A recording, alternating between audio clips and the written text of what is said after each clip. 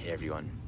So this video is being made a day before Venus actually begins her retrograde journey. And there are some inspirations coming through here. When we talk about Venus, we're actually looking at the idea of fertilization, farming, seeds, right? Venus is life. It's what grows, and you plant a seed, you tend it, you're caring for it. So anything Venus, on one level, corresponds to the garden of our life, that which we're tending to, cultivating. So we have the food that we need, we have the resources that we need. And so in Venus, there's this very important quality of self-knowledge. In a way, self-definition from the point of view of, what does this body need? What's relevant for my life? And we have this thing where we can look around our life and start with the externals, the things we have, the people in our life, that which we get involved in, the seeds we are planting in our lives. And we can come closer to our body, the extremities, our physical appearance, how we're taking care of the externals. Then we go even deeper into our inner seed, our inner soul seed, our inner essence, the way life seems to work. You can think about this, with how organs are. When an organ is diseased, the signs first show up in the extremities, right? The hair, the nails, the skin. And our local consciousness can more easily identify the externals. But if we look deeper, we will trace everything back to a more internal condition. And the same thing is true for every aspect of our lives. When we look at the externals, we may not have the awareness of what's really happening on the inside, right?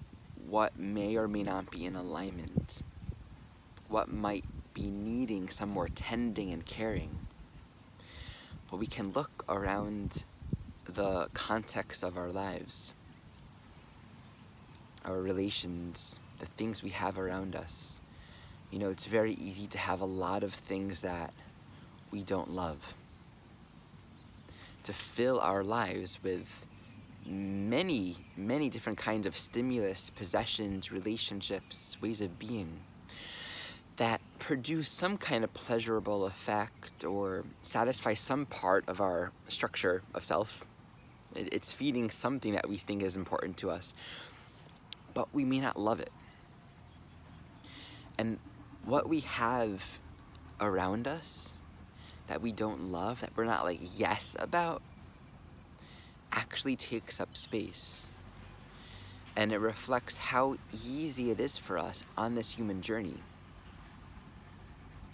to build a life full of commitments, to establish our roots here on this earth with our physical presence, our possessions, our habits, how we are in relation.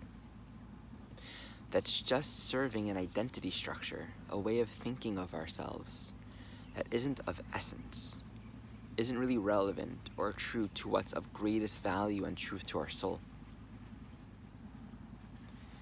And so to check in with how do we feel, Venus, keyword feel. How does all this stuff make us feel? At the end of the day, right, do we feel the way we're really wanting to? Are the seeds we are planting with all of our stuff, with all of our habits of being, those seeds that we're planting, does it really produce the crop that we're wanting to harvest in this life? So this Venus retrograde time, especially right now as we're just in the beginning, we're entering this phase, it's sort of like a pause of getting ready for this underworld journey. It's a great time to, first and foremost, connect with our essence. What do we really want to cultivate? What do we really want? and look at the externals. What can we weed out? What's not necessary? In my van build, which is an ongoing process in building my home in my van, I'm constantly looking at what will make this feel more and more like home. And I had this tendency, you know, to have these objects. It could be, you know, things that I use at some point, or material for the build or whatever, that are useful, but I don't need them anymore. And I might hold on to them for 2 months, whatever, trying to find someone who will take them. And it could be as simple as like a box full of random objects, like a slinky, a tennis ball, then you know, all kinds of things. Just yes, 2 days ago, I actually just threw all of it away. It was an amazing feeling, and I faced a lot of my judgments, like, wow, this is wasting really good material. And yet the effort involved in trying to find someone to take them, you know, and sometimes the thrift stores won't take this stuff. So to actually give myself permission to let go of it, and to find that actually it creates so much more space and peace. So maybe there's another way to pass your things. And in fact, holding the intention that what I have that is not relevant for me, may it move on, may it pass and circulate in a good way. But for myself, I found it really exciting and liberating to almost face this spiritual judgment that I've held for my whole life, that you can't just throw things away. But the gift that I gave myself in so doing was immense. Like, I'm not carrying around this like 20 pounds of stuff. It's taking up physical and psychological space. So it's okay to do what we need to do to bring ourselves into a state of spaciousness, especially if you tend towards that tendency of holding on and hoarding on and not wanting to let go. Same thing in our relationships. If we tend to extend in ways that isn't really helpful or useful for us, it's okay to go to the other extreme and just experience what is it like if you're just not available, if you just say no. We're preserving and conserving and cultivating energy with Venus coming back to the garden path. It's something that you care about, right? You tend to it, you water it. But if you have weeds that are growing, or plants and things that you're not really connecting with, it's got to pull them out. Yeah, maybe you can transplant it, maybe whatever. Pull it out. In the larger scheme of the cosmos, nothing's wasted. There's no such thing as waste. It's all very temporary, all very impermanent. And so to give ourselves a gift of attention towards what we are choosing to cultivate in this very, very short lifetime, it's a big gift to give to ourselves.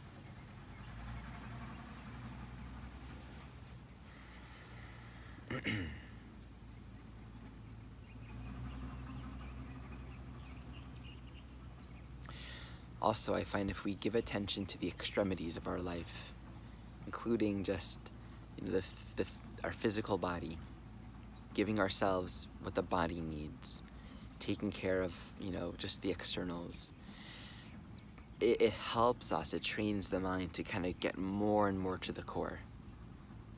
It's the same thing with anything in our life. We always prepare the external before we can get to the essence. In a way, that's just how it is. Everything is foreplay. Everything meaningful and juicy and important, you don't jump into it. You cultivate the ground, you prepare it. So this is my blessing for us all, to clarify, weed out, focus in on what is of essence, and to prepare the ground for what is of essence. You know, when we touch base with that way, life feels exciting. Life feels, I'm doing what I need to do. And yet, when we're trying to get to the essence, but there's all this other stuff that we're energetically, psychologically, emotionally invested in, it's actually very easy to lose this sense of value. And the Scorpio quality, it's like, you know, it's all impermanence, life and death. I don't really care. We can really lose a sense of value and excitement about life. Of course, that's what happens when we're investing, in a sense, in death, when we're investing in what doesn't give us a return. Then really caring about what is most important to us becomes harder because we're not in touch with it. We're distracted. So it's natural for each of us to feel strong, empowered and excited and clear and motivated to cultivate our garden when we create the space to access our garden. And so this is the beautiful soul work that we get to do at this time. May it be so for all of us. So here's a little song that celebrates just the energy of sovereignty and being whole and clear in our own energetic field, to always return to that.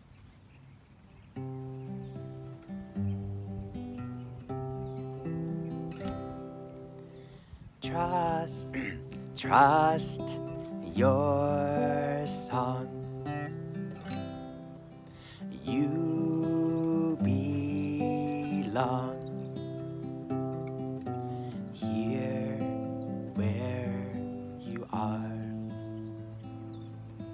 Feel this truth. No condition to be anything other than me. Here where I am. Feel this truth.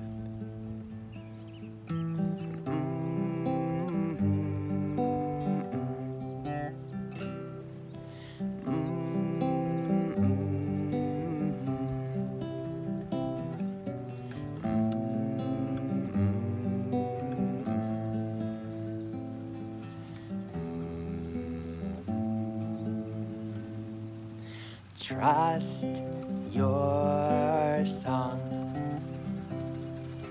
You belong here where you are. Feel this truth. No condition to be anything other than me.